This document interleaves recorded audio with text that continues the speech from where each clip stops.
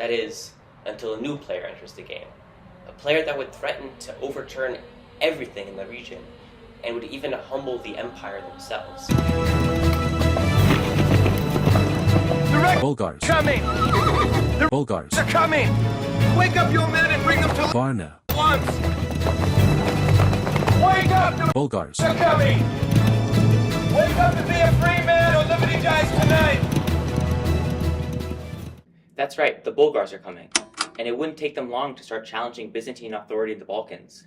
First mentioned in 482, the Turkic tribe the Bulgars were known for their occasional raids into neighboring territories, but they were destined for so much more. This is episode 4 of the history of the South Slavs.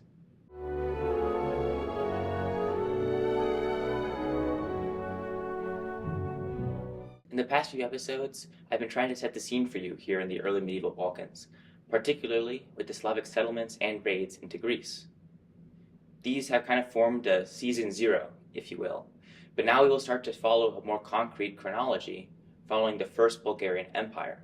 Our story really begins with the Onagurs, a Bulgar tribe under the thumb of the Avars. In 635, Khan Kubrat united those Bulgars, revolting against and defeating the Avars. This is a tremendous moment as it marks the transformation of the Bulgars from a loose collection of tribes to a significant power in the region. Kubrat's reign didn't last long. He died in 642, letting his state fragment. Each of his 5 sons took a piece. One of those sons, Asbruch, would make history.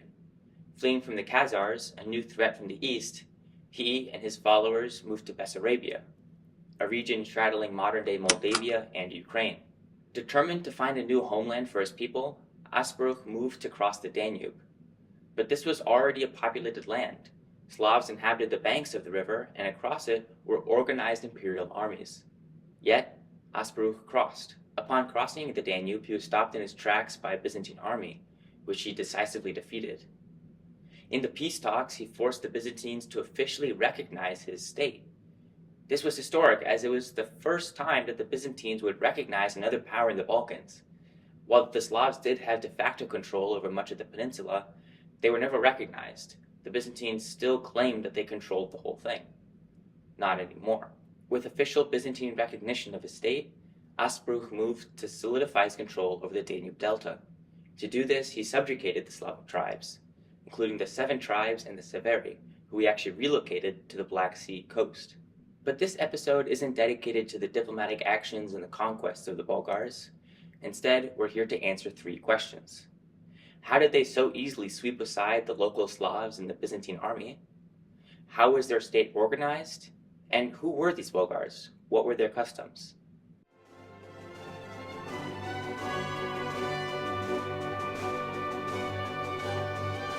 Unlike the Slavs, who had a very decentralized system, where many tribes would operate independently and sometimes come together for some grand raid and then each go their own way, the Bulgars had a very strict hierarchy, which let them pick off the Slavs one by one, each time fighting them with their full force.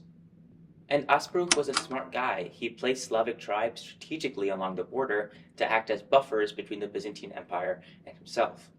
They were largely allowed to maintain their customs, but just had to pay a certain tribute and a certain number of soldiers to serve in the Bulgar army. But things weren't always harmonious. On one instance, 200,000 Slavs fled to the Byzantine Empire to escape some sort of wrongdoing that they received in the Bulgar Khanate. Still, due to this system, the Bulgars were largely able to avoid large-scale rebellions. The Bulgar army also had its advantages. It stuck true to its nomadic roots, containing mostly cavalry and footmen, allowing it to outmaneuver the Byzantine and Avar armies, which it would continue to give defeat and defeat to over the centuries.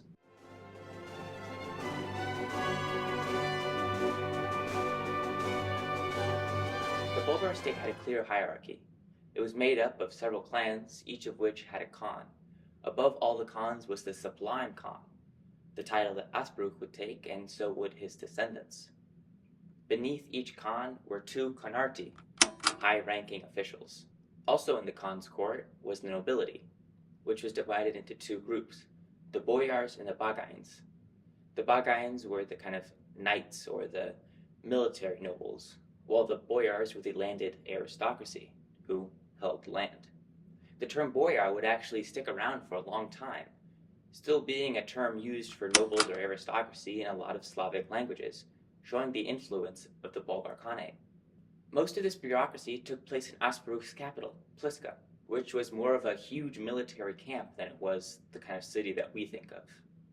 It contained his palace, yurts for his tribesmen, shops, markets, and spaces for horses and flocks of sheep and cattle and such to graze. In these early years, Bulgar and Slavic settlements remained separate, while in future generations they would mix. Eventually, the Bulgars would turn into the Bulgarians, as we know them today, a more Slavicized version of these original Turks. Their economy was mainly pastoral and agricultural, meaning that they mainly produced grain and livestock. They traded often with the Byzantine Empire, but mostly just bartered, as we don't really find coins from this time in Bulgaria. This trade provided necessary resources to the Bulgars, but also facilitated a cultural exchange, which would shape the Bulgar identity for millennia.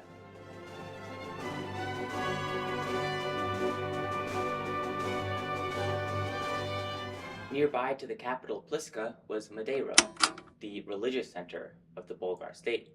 Religiously, the Bulgars practiced Tengriism, a belief system centered around the sky god Tengri, the eternal blue sky.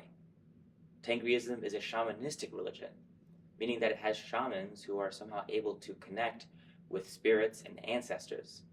They would perform rituals, do healings, and enter these trance-like states where they would do this connection with spirits and ancestors. Tengriism is also an animistic religion, meaning that it believes that in everything around us, including inanimate objects, as well as, of course, nature, the trees, the sky, everything, has some sort of spirit that is all connected in one big way. This meant that these natural objects were considered to have much more importance than just their material worth, meaning that they were taken with much more gravity by these early Bulgars.